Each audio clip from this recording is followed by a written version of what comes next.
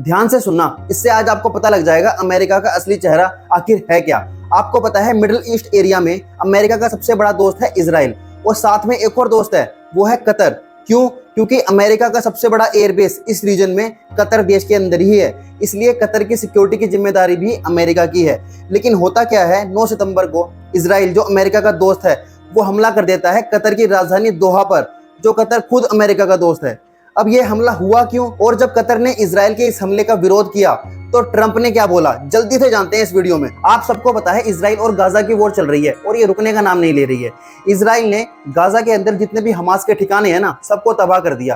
अब हमास के leaders Gaza में नहीं रहते हैं, वो कहाँ रहते हैं सेफ रहने के लिए कतर में, क्योंकि कतर हमास को सपोर्ट करता है, तालिबान को सपोर्ट करता है, फिलिस्तीन को सपोर्ट करता है, और साथ ही साथ अमेरिका का एयरबेस भी उनके पास है।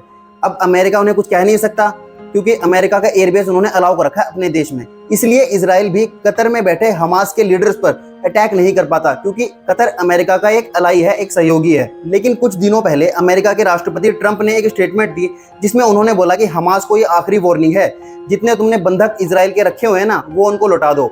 इजराइल ने बोला कि हाँ, हमें वो हमारे बंधक दे दो और हम बातचीत के लिए तैयार हैं। हमास के लीडर्स ने वो बातचीत कहाँ रखी? कतर की राजधानी दोहा के अंदर। अब जब सारे हमास के लीडर्स बातचीत करने के लिए दोहा में इकट्ठे हुए और जब मीटिंग स्टार्ट हुई, बातचीत स्टार्ट हुई इजराइल और हमास के लीडर्स की, इजराइल ने क्या किया, वहां पे मिसाइल अटैक कर दिया कतर के अंदर। और इजराइल के इस अटैक में हमास के 5 लीडर मारे गए। एक तरफ तो बातचीत करनी थी और दूसरी तरफ उन्होंने मिसाइल अटैक कर दी।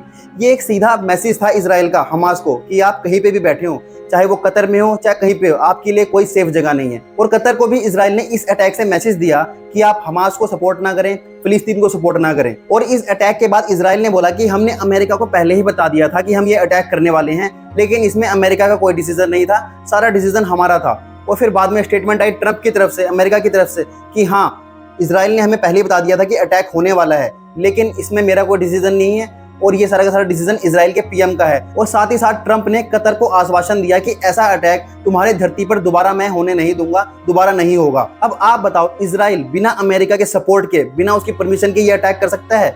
और हाँ, अगर पहले ही बता दिया था ट्रंप को इस बारे में कि हम अटैक करने वाले हैं कतर में, तो ट्रंप रोक भी सकते थे, उन्होंने रोका भी नहीं। अब आपने जान लिया सारी कहानी, आपको पता लग गया होगा कि चाहे मिडिल ईस्ट हो, चाहे दुनिया में कोई देश हो, अगर अमेरिका का इंटरेस्ट किसी और चीज में है तो अमेरिका अपनी दोस्ती पे 2 मिनट के अंदर लात मार सकता है। आपका क्या कहना है इस बारे में, कमेंट करके जरूर बताएं। और ऐसे ही आसानी से जानने के लिए जियोपॉलिटिक्स को फॉलो कर ले अपडेटेड अक्षय को।